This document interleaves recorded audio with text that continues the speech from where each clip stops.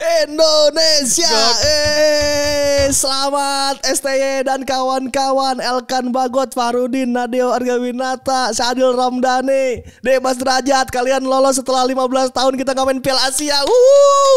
Gokil.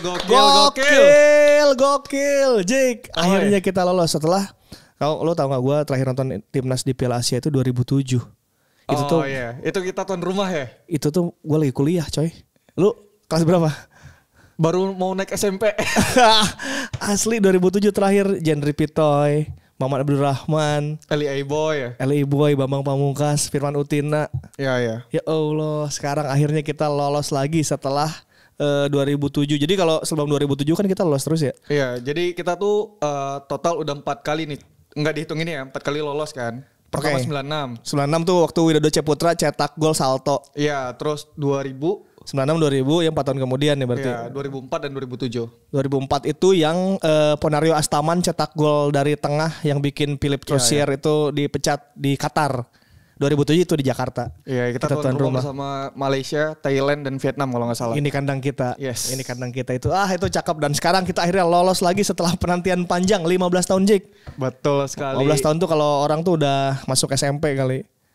Iya benar, dia udah belajar ngerokok loh. Artinya perjalanan panjang membuahkan hasil. Sintayong, pelatih dari Korea Selatan, membawa tim ini bisa lolos ke putaran final Piala Asia. Berarti tahun depan ya? Tahun depan 2023. Setelah kita mengalahkan Nepal dengan skor meyakinkan 7-0. Tapi itu juga setelah ini sih, setelah semestanya mendukung. Karena kalau kita menang 7-0 tapi Kuwaitnya menang 2-1 misalnya lawan Jordania di pertandingan sebelumnya, ya kita tetap nggak lolos. Jadi sebetulnya deg-degannya tuh di Jordania Kuwait. Iya, kan Palestina udah ngebantu lah ya. Kan, Palestina itu kalau misalnya kalah Filipina bisa naik ya? Bisa naik kan, Filipina poinnya 4 tuh. Oke, ya kan? Misalnya dia menang kemarin berarti 7. Atau kalaupun seri 5 gitu. 5. Ya kan, itu udah deg-degan, ternyata Palestina menang dan Rashid ekspresif juga ngucapin semangat, semoga kalian karena mungkin Rashid dia merasa udah pernah main di Liga Indonesia kali ya, jadi punya kedekatan tersendiri terhadap Indonesia sampai dia bilang, nih tugas gue udah selesai, sekarang tinggal kalian, dan gue yakin kalian juga lolos, kata Rashid. Cuman kan itu belum selesai. Ketika ada pertandingan Kuwait lawan Jordan di jam 11 malam. Jam 11 malam tuh nonton tuh kita tuh. Nonton itu penuh deg-degan karena bagaimanapun itu hasil yang sangat menentukan perjuangan Indonesia. Karena kan ketika misalkan Kuwait menang akan diadakan klasemen mini kan. Itu ngeselin sih. Ternyata untungnya Jordan menjawab keraguan. Iya, Jordania tampil meyakinkan. Mantap Jordania, keren. Gokil. Karena sempat ada gosip, wah ini bisa main mata nih. Iya, karena kalau nggak salah tuh 2000 berapa itu ya sempat ada kasus juga Jordan dan Kuwait tuh ada indikasi main sabun. Jadi kemarin tuh ketakutan itu ini ya, takut terjadi. Betul sekali. Ternyata enggak, bahkan Jordan juga gua nggak tahu ya ini maksudnya apa, tapi kayaknya itu nyentil Indonesia. Dia selebrasi terakhirnya kan yang lu tau nggak sih, Rara? Iya. Yang gini-gini. Iya, yang muter-muter. Yang muter-muter untuk pawang hujan itu. Itu maksudnya apa? Ya mungkin dia diserang juga sama netizen Indo, diucapin semangat yang sampai main sabun. Tapi aman sih untung Jordania, walaupun Jordania banyak banget peluang yang gak masuk, cuman mereka akhirnya bisa mengalahkan Kuwait dan menunjukkan kelasnya. Nah setelah Jordania menang kan kita akhirnya tinggal menentukan nasib sendiri kan. Nah inilah dimulai perjalanan menentukan nasib sendiri ini, namun tidak semudah yang diduga ketika awal-awal pertandingan. Betul sekali. Kita ngomongin dari starting dulu ya. Menarik, formasinya hampir sama, cuma ada yang beda. Irianto tidak dimainkan. Yang dimainkan ada Asnawi Mangkualam. Nah, itu seperti yang telah kita bahas di edisi sebelumnya, bahwa untuk tim-tim yang peringkat FIFA atau tim-tim yang levelnya katakanlah di atas kertas di bawah Indonesia, pasti Asnawi yang main karena Asnawi kan punya range lari yang sangat panjang tuh di sebelah kanan, terus ada ruang yang banyak juga, punya one on one. Jadi kasarnya nih kalaupun Asnawi di depan terus bolanya kerebut, di belakang masih aman lah gitu. Disiplin terhadap taktiknya nggak terlalu ini banget lah, nggak, maksudnya boleh melakukan kesalahan dikit-dikit kalau melawan tim yang itu, karena secara di atas kertas kan kita unggul akhirnya. Di menit ke-6 Asnawi berhasil umpan ke Dimas Derajat dan di heading kan. Nah itu kan keuntungan lain Asnawi adalah ofensifnya lebih bagus daripada Rian. Jadi kalau kita misalnya pendekatannya pengen defense, memang Rahmat Irianto adalah jawaban di situ. Tapi kalau pengen sedikit ofensif ya Asnawi Mangkualam, Asnawi Alves coy. Dia posisinya ada di depan kan, udah kayak Dani Alves di Barcelona dari zaman dulu. Nah, akhirnya dia bikin assist di gol pertama Dimas Derajat. Betul sekali lewat heading. Dimas Derajat juga membuktikan bahwa dia pantas ada di tim nasional sebagai salah satu pencetak gol terbanyak lokal di liga. Tandukannya dia berhasil mencetak gol pertama untuk tim Indonesia, membuat Indonesia unggul 1-0. Iya, nah perkaranya adalah coach, gue mikirnya adalah wah ini bakal panen gol. Iya, ternyata betul. Di gue ingat menit ke-11 sama 13 kalau nggak salah. Arhan dan Asnawi itu blunder. Oke, Asnawi iya. sempat bola tanggung kena Deo dan Arhan salah kontrol dan akhirnya hampir. Jadi kondisinya dari kick off kita udah menggebu karena setelah melihat hasilnya Kuwait kalah, kita tuh kan kalau menang lolos nih. Jadi Indonesia terlihat pengen memastikan secepat-cepatnya untuk lolos gitu, pengen ngebantai buru-buru Nepal gitu. Pembagian tuh langsung kan skema pembagian yang Tommy Deski dihujat sama TikTok. Ya lah nggak apa-apa Bang Tom, melanjutkan analisa, semua orang juga analisa kok. Ya dikira pelatih nggak punya tim statistik, tim analisa. Jadi ketika passing pembagian langsung wah cepet. Nah, si cepet ini yang membuat kita terkesan terburu-buru dan terkesan kita sudah lolos. Yes. Jadi kita tuh kayak kepalanya udah ada di langit banget tuh Ji, kayak wah udah tenang, ini bisa menang. Itu yang membuat kontrol lepas. Jadi konsentrasinya tuh nggak sedikit menganggap enteng dan sedikit menganggap bahwa kita udah bisa menang ngebantai. Iya.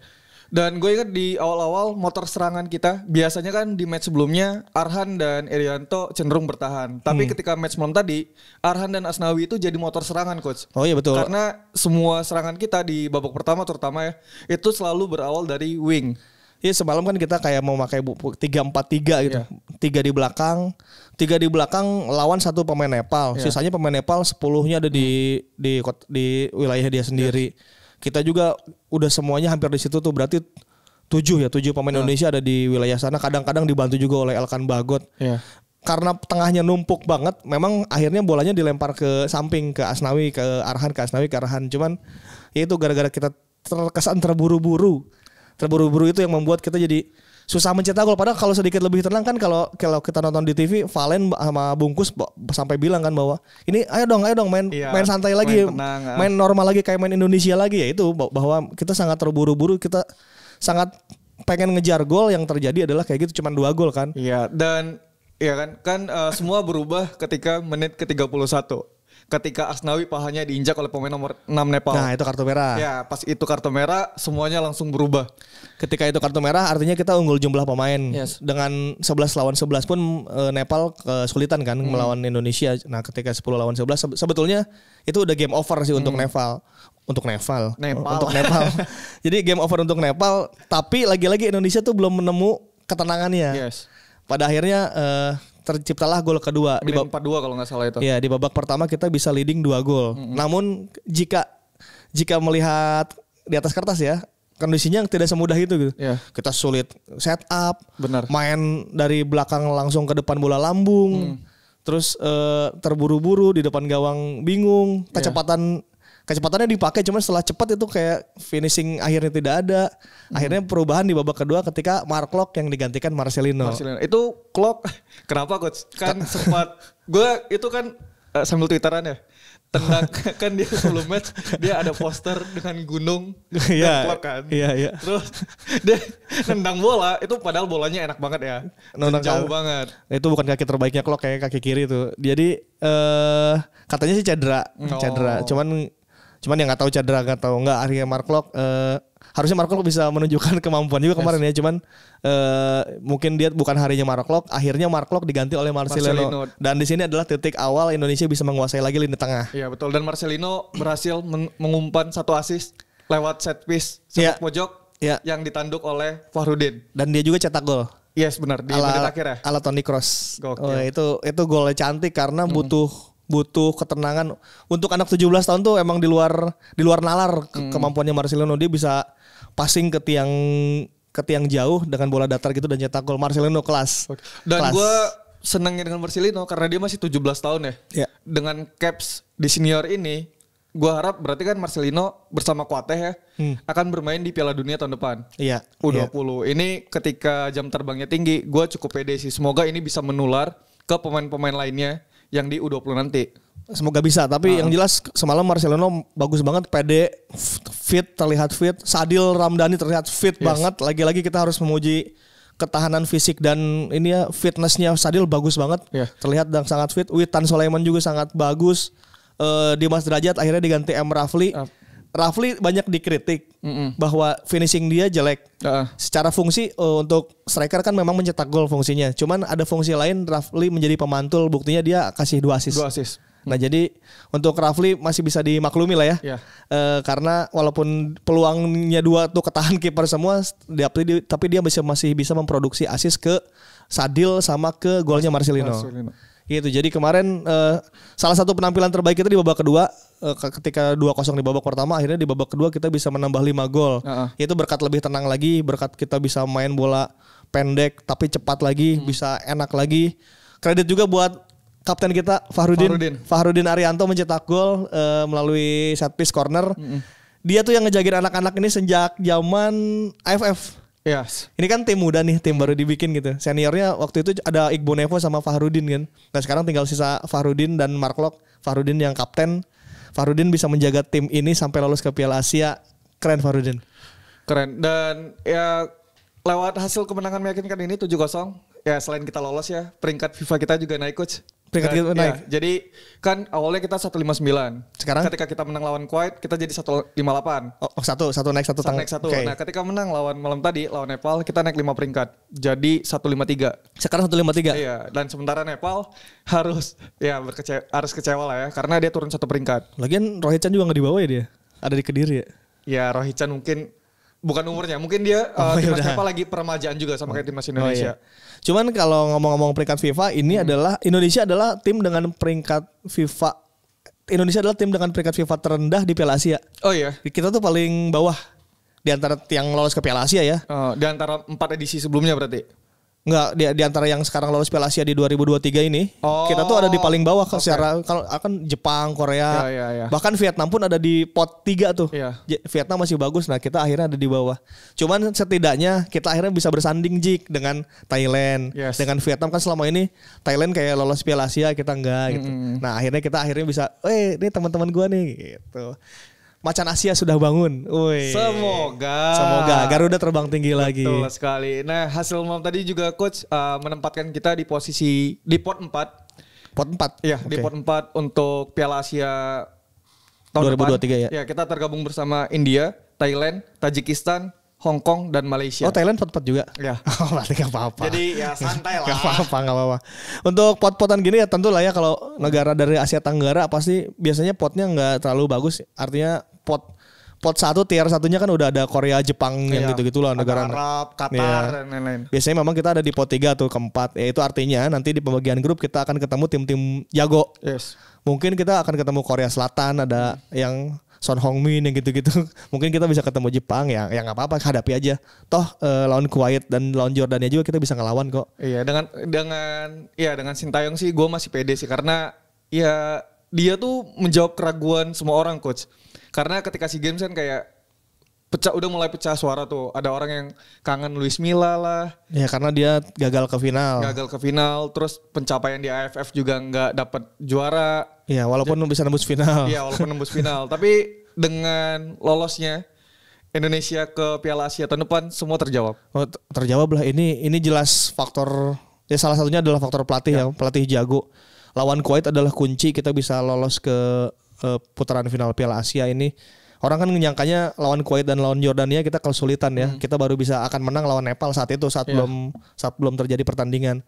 Yang terjadi adalah ketika lawan Kuwait kita bisa menang 2-1 di luar dugaan semua orang. Bahkan Kuwaitnya juga mungkin. Yang kedua lawan Jordania kalah 0-1, nggak dibantai, hanya kalah 1 gol dan kita juga masih bisa ngelawan banget. Terakhir kita menang 7-0. Cuman jebol berarti 2 dari 3 pertandingan dan cetak golnya 9. Oh itu mah udah canggih lah. Iya. Nah, coach, gue kemarin sempat mikir bahwa Sintayong mencari-cari alasan ketika SEA Games karena dia beralasan bahwa Elkan Bagot nggak ada, itu yang menyebabkan timnya jadi agak kacau persiapannya. Ternyata setelah gue lihat persiapan Piala Asia kualifikasi ini, hadirnya Elkan Bagot benar-benar membuat perbedaan karena ada 4 pemain yang nggak pernah diganti ketika kualifikasi ini. Ada 4 pemain. Ada 4 pemain. Yang pertama itu Nadeo. Nadeo, oke. Dan 3 center back kita. Fahrudin, Rizky Ridho, dan Elkan Bagot. Oh itu main 90 menit selama 3 pertandingan? 3 pertandingan. Awalnya sama Mark Locke. Cuma Mark Locke kan belum tadi kan diganti kan. Oke. Oh jadi porosnya udah mulai ketahuan nih. Iya. Porosnya adalah Nadeo udah pasti di bawah Mistar. Yes. Terus 3 back ini adalah sosok yang tidak tergantikan karena buktinya 90 menit terus kan. Iya. Mark Locke diganti di akhir-akhir karena mungkin dia cedera juga dan ya kayaknya udah aman dan memang harus melakukan kesempatan untuk Marcelino deh gitu. Iya. Dan bahkan kan Koko Ari sempat masuk kan. Oh iya, gua mikir Koko Ari tuh bakal menggantikan satu di antara 3 back ini. Tapi enggak. Dia gantiin Asnawi. Kayaknya beneran gak mau ngambil resiko sih. Gak mau ngambil resiko terkecil untuk di lini belakang. Yang jelas kayaknya sih tinggal nomor 9 ini kan selama ini si STY selalu bilang agak kesulitan mencari nomor 9 kan. Iya. Walaupun Dimas Derajat sudah mencetak gol, mungkin dia masih pengen lagi nyari yang lebih canggih lagi kali ya. Ya kita tunggu aja karena kalau untuk lini belakang kayaknya udah oke ya. Dan solid. Udah solid nih, udah solid 3 plus Nadeo ini. Lini tengah juga kayaknya udah dapet di Mark Locke, porosnya Mark Locke, Kambuaya bisa dipasangkan dengan Irianto, bisa dipasangkan dengan Marcelino, Abimanyu. Tinggal lini depan. Untuk sayap juga kayaknya udah oke sih. Ya, Witan, Sadil gua rasa udah sangat oke lah. Sangat oke, itu belum ada Egy lagi. Nah, ini masih waiting list tuh. Ini ngomongin soal Egy ya. Dengan skema yang ada sekarang, gue ngerasa posisi Egy jadi nggak ada di timnas. Ya bukan nggak ada ya, kalau Egy kayak hilang momentum aja ketika teman-temannya lagi pada jago-jago. Egy cedera dia katanya cedera deh kalau nggak salah. Egy yang ada di edisi yang kualifikasi ini, cuman bagaimanapun kan kemampuan Egy dia udah main di luar ya. Iya. Pasti akan dipakai suatu saat ya, minimal backup Egy akan bisa. Karena posisi Egy advance playmaker kan? Iya, Egy kayak Witan sebetulnya kan, bisa di flank, bisa di nomor 10, bisa di posisinya Vano juga gitu. Jadi untuk Egy sih tinggal nunggu waktu dia jago lagi dan dia bisa tetap langsung tune in ke tim ini. Oke. Gitu. Jadi Egy waiting list tinggal menggenjot lagi kemampuan fisik dan kemampuan dia bagaimana bisa tune in ke sini. Masih banyak pemain yang di luar yang masih belum ada, masih ada Basna kalau misalnya. Iya, untuk center back ada Basna. Masih Basna kalau cederanya sudah sembuh dia juga akan challenge juga buat ke tim yang ini. Terus ada kemarin juga ada Hansa Muyama yang kemarin juga baru ngeluarin pernyataan siap untuk bersaing lagi di timnas. Artinya kan kalau sudah tim ini sudah terbentuk dan kelihatan kan etos kerjanya bahwa disiplinnya gimana, pasti pemain-pemain yang di luar tim ini juga pengen masuk dan pasti mereka siap untuk lebih disiplin lagi dan buat bersaing di sini. Dan patut diingat juga kita masih punya 2 naturalisasi yang aturannya kan bergabung kan. Tapi kemarin belum selesai Jordi Amat dan Sandy Walsh. Itu juga masih akan waiting list juga berarti. Jadi kan ketika misalkan ya harusnya 1 tahun waktu yang cukup lama ya. Ketika mereka juga udah mendapatkan paspornya, tim ini akan menjadi lebih solid lagi dengan adanya 2 pemain itu lagi. Dengan adanya 2 pemain itu lagi. Jadi ya bisa dibilang bahwa masa depan tim ini lumayan cerah. Setidaknya kita sudah melihat di kualifikasi ini melawan tim-tim Asia Timur, melawan Kuwait, melawan Jordania, kita tidak jadi lumbung gol. Yes. Lawan Nepal memang sudah seharusnya seperti itu selayaknya, karena sebelumnya kan uji coba lawan Bangladesh yang imbang ya. Bukan kalah, imbang. Kemarin lu dimarahin tuh. Iya. Gue ngerasanya kalah soalnya. Karena mainnya juga jelek sih. Iya, ketika lawan Bangladesh kan kita tidak bisa menampilkan kemampuan terbaik, tidak bisa mencetak gol. Yes. Imbangnya berapa sih? 0-0. 0-0 apa 1-1 ya? Ya pokoknya lawan Bangladesh ancur-ancuran lah. Ternyata pas di kualifikasi kita bisa main bagus banget dan apresiasi banget untuk Sintayong dan semua tim yang ada di sini. Gue apresiasi banget sih karena mereka sangat disiplin ya. Elkan Bagot tuh kelihatan levelnya jauh coy. Levelnya bisa bersaing sama Kuwait dan Jordan gitu. Keren banget. Gue selalu suka ketika dia kayak Van Dijk kalau di Liverpool. Jadi ketika di momen-momen tertentu dia tuh jadi penyerang. Iya, kemarin juga kan cetak gol itu bukan lewat heading ya, lewat dengan jarak jauh. Iya, itu passing Eropa sih udah. Itu kalau itu passing Eropa udah. Itu dia di passing dan cetak gol. Sama dengan Marcelino, tingkat kesulitannya juga tinggi. Marcelino juga gua sangat apresiasi ini pemain. Marcelino PD-nya udah dapat. Jadi Marcelino akan menjadi pemain bintang di kemudian hari. Namun ya jangan buru-buru besar kepala lah ya. Semoga Marcelino tetap terus bekerja keras di bawah asuhan Sintayong. Betul sekali, dan kita harap semoga Sintayong tetap bersama timnas. Tapi kan dia ada gosipnya ke U20. Nah itu tuh ya, dengan pencapaian ini kan kemarin kan bilangnya keputusan akhirnya adalah ketika Sintayong pulang. Oke. Nah kan ini kan udah mau pulang nih. Kalau ini pulang ntar Piala Asia siapa yang mimpin? Nah makanya belum jelas lagi. Belum jelas. Wow. Ya semoga tapi coach gue sebelum lupa nih. Gue mau tanya ke lo. Menurut lo, man of the tournament dari timnas Indonesia siapa?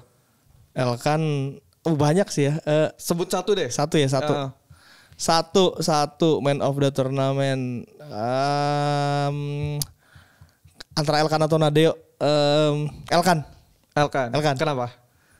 Ya dia bisa mengamankan semua lini pertahanan. Kalau Nadeo jelas ya penalti yang dia bisa nahan di Jordan itu kalau misalnya harus adu-aduan gol itu sangat mempengaruhi.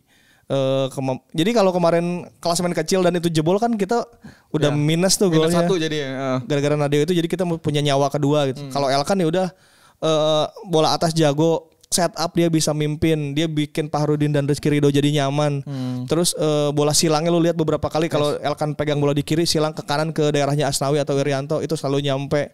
Terus mentality masih 19 tahun cuman dia bisa berduel dengan penyerang sehebat Jordania dan Kuwait. Terus tidak ada hal-hal yang ngeselin kita lihat di dalam lapangan lah. Pokoknya Elkan sih salah satu yang terbaik di kualifikasi ini menurut gua. Iya, semoga Elkan tetap dengan performa terbaiknya.